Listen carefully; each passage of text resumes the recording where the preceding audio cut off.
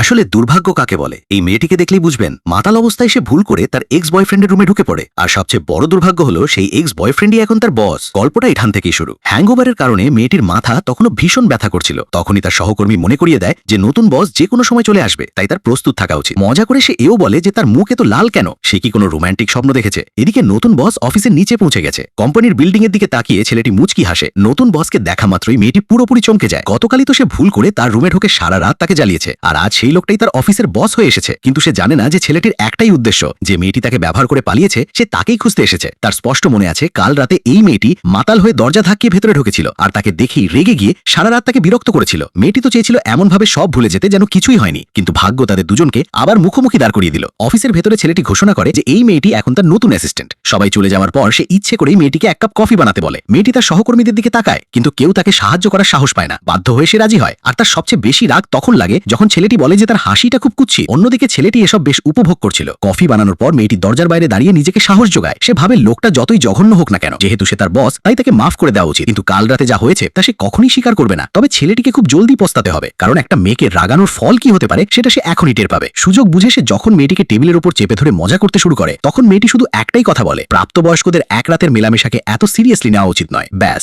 এইটুকু শুনেই ছেলেটি ভেতর থেকে কেঁপে ওঠে। মেয়েটি সুযোগ বুঝে সাথে সাথে সেখান থেকে সটকে পড়ে। তার ভয় ছিল লোকটা আবার না কোনো সীমা ছাড়িয়ে যায়। কিন্তু ছেলেটির বিন্দুমাত্র ধারণাও নেই যে সে এখন যে মেয়েটিকে বিরক্ত করছে সেই মেয়েটি তার বাচ্চা নিয়ে তার থেকে দূরে চলে যাচ্ছে। বন্ধুরা, ছেলেটি কি তার বাচ্চার কথা জানতে পারবে? আর এমন আরো কিছু দেখতে আমাকে সাবস্ক্রাইব করে দাও।